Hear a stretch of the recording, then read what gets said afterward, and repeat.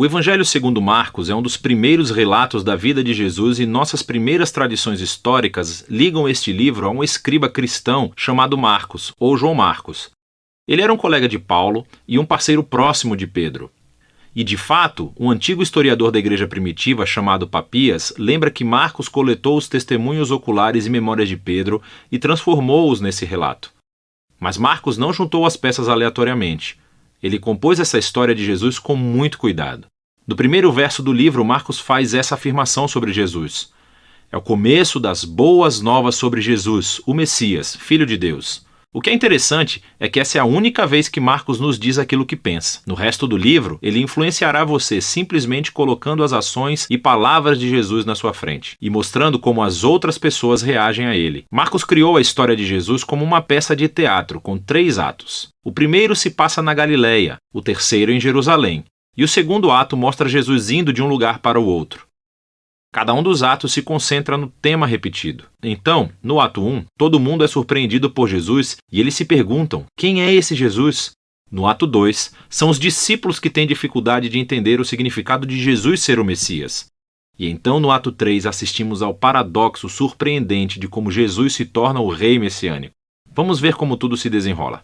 Depois da linha de abertura, Marcos começa com uma citação dos antigos profetas Isaías e Malaquias, que disseram que Deus enviaria um mensageiro a Israel para prepará-los para quando Deus aparecesse para resgatar seu povo e se tornar seu rei. E Marcos apresenta João, o Batista, como aquele mensageiro. E logo quando você espera que Deus apareça pessoalmente, Marcos apresenta Jesus. E quando ele entra em cena, os céus se abrem, o Espírito de Deus desce sobre Jesus e Deus diz: "Você é o meu filho amado." Depois disso, Marcos coloca diante de nós um resumo da mensagem central de Jesus. Ele percorreu a Galileia anunciando as boas novas de que o reino de Deus estava perto. Jesus está levando adiante a história das Escrituras do Antigo Testamento sobre a operação de resgate de Deus para o seu mundo.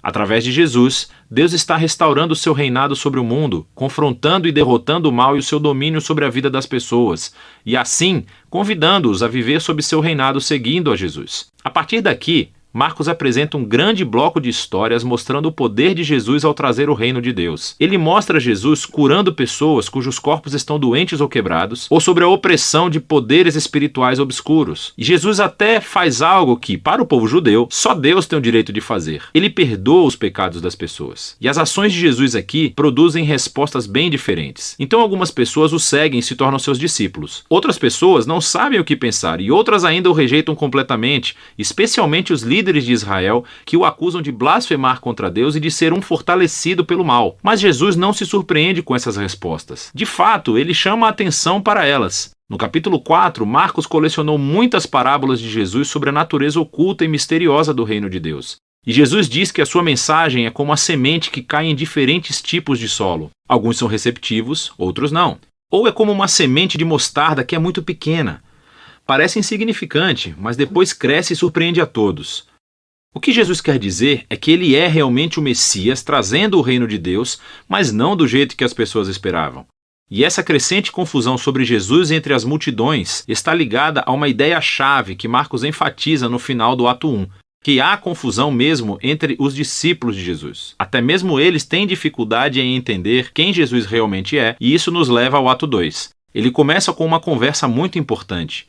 Jesus pergunta aos discípulos: "Quem vocês acham que eu sou?"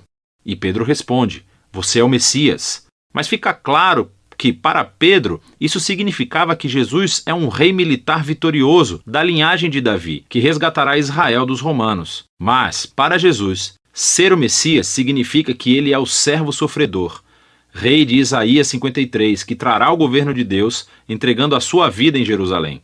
E os discípulos não entendem. Eles acham que seguir o rei Jesus significa fama, status e importância, e Jesus deixa claro que segui-lo é como morrer, como carregar a sua própria cruz. Significa rejeitar a violência, o orgulho e o egoísmo e dar a própria vida pelos outros em atos de serviço e amor. Ele repete a mesma conversa outras 2 vezes. E tudo isso culmina na declaração importante de Jesus de que o Filho do Homem não veio para ser servido, mas para se tornar um servo e dar a sua vida pelos outros. Ainda assim os discípulos não entendem.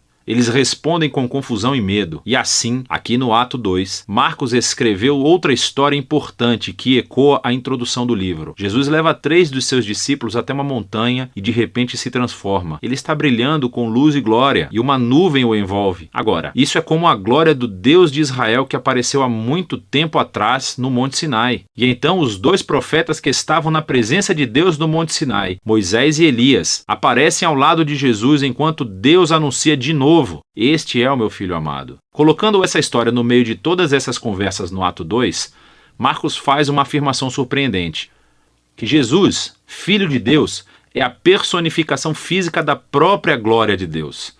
E em Jesus, o glorioso Deus de Israel se tornará rei, sofrendo e morrendo pelos pecados do seu próprio povo. É uma afirmação intrigante, que confunde e assusta os discípulos quando eles saem da montanha, o que nos leva ao ato 3. Jesus faz uma entrada real e pública em Jerusalém para a Páscoa. As pessoas o chamam de Messias. Então ele entra no pátio do templo e afirma sua autoridade real, expulsando os ladrões e bandidos e interrompendo o sistema sacrificial. Isso inicia uma semana inteira de Jesus debatendo e confrontando os líderes de Israel, condenando sua hipocrisia. E eles decidem traçar um plano para matá-lo. E Jesus avisa aos seus discípulos. Ele prevê que Jerusalém e seu templo serão destruídos dentro de uma geração.